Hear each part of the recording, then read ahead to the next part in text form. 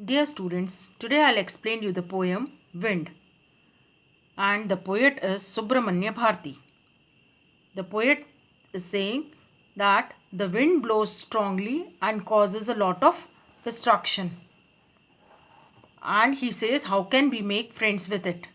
कह रहा है कि विंड बहुत स्ट्रॉन्ग रहती है और उससे क्या हो जाता है, बहुत सारा डिस्ट्रक्शन, बहुत नुकसान हो जाता है। तो कैसे हम विंड के साथ में दोस्ती कर सकते हैं, तो इस पोएम में पोएट ने ये बताया है।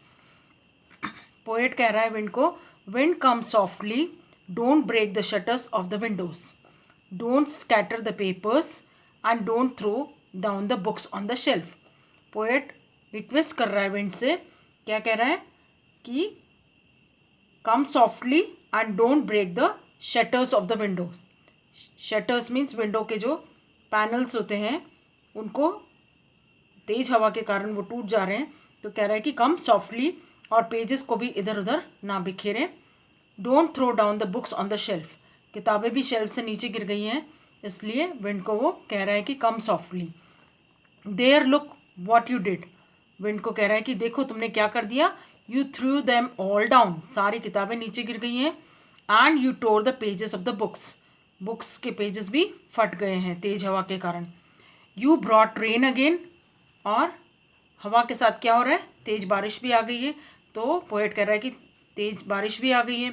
You are very clever at poking fun at weaklings, और जो कमज़ोर लोग होते हैं उसका तुम मजाक बनाने के लिए तुम बहुत ही क्लेवर हो।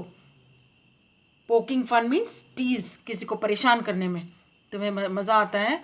Frail crumbling houses, crumbling doors, crumbling rafters and crumbling wood, crumbling bodies, crumbling lives, crumbling hearts.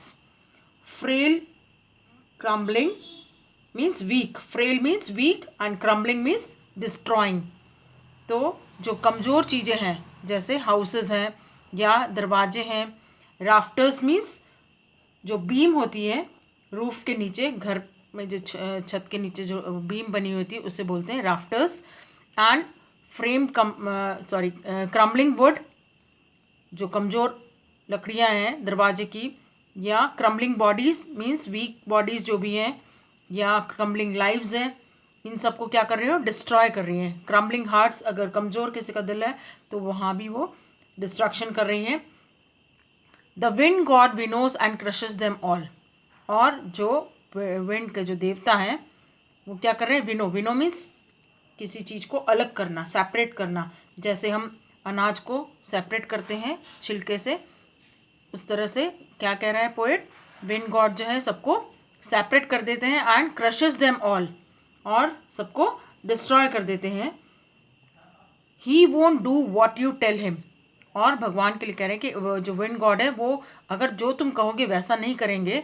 So come let's build strong homes, इसलिए पोएट क्या कर रहा है, तुम्हारे कहने से तो विंड जो है वो सॉफ्टली नहीं चल देगी, इसलिए क्या करना होगा, हमें हमें अपने घरों को स्ट्रॉन्ग बनाना होगा। Let us build strong homes, let us join the doors firmly, और जो डोर्स हैं उन्हें बहुत ही फर्मली मीन्स बहुत ही स्ट्रॉन्ग आपको उनको लगाना होगा, डोर्स को, जॉइंट्स को। Practice to form the body, और अपनी बॉडी को भी वीक ना रखें, हेल्दी रहें। अपनी बॉडी को हेल्दी रखना है, वीक बॉडीज़ को जल्दी इफेक्ट पड़ता है, बीमारियां हो जाती हैं। इसलिए पोएट कह रहा है कि practice to form the body, make the heart steadfast, और अपने दिल को भी स्ट्रॉन्ग रखना है। स्टेड फास्ट मीन्स किसी पे आपको डिपेंडेबल नहीं रहना है, रिलायबल नहीं रहना है, अपने हार्ट को स्ट्रॉन्ग रखना है। Do this and the wind will be friends with us, और यदि आप ऐसा करते हैं तो विंड क्या होगा, हमारे साथ में विंड से हमारी दोस्ती हो जाएगी, विंड और हम फ्रेंड्स बन जाएंगे। The wind blows out weak fires, और अगर कमज़ोर जो आग लगी हुई है उसे क्या करती है, विंड बुझ जाती है। आप देखना अगर तेज आग लगी हुई है तो और भी वो फ्लरिश होती जाएगी और स्ट्रांग हो जाएगी, लेकिन अगर हल्की सी आग लगी हुई है तो वो बुझ जाएगी हवा से। So the wind blows out weak fires and he makes strong fires roar and flourish, हवा से जो वीक फायर्स हैं वो बुझ जाएंगे, लेकिन जो स्ट्रॉन्ग फायर्स हैं वो और भी ज़्यादा फ्लरिश होंगे, means grow healthy. His friendship is good, we praise him every day, और पोएट कह रहा है कि अगर हम इससे दोस्ती रखते हैं विंड से तो अच्छी है ये बात. And we praise him every day.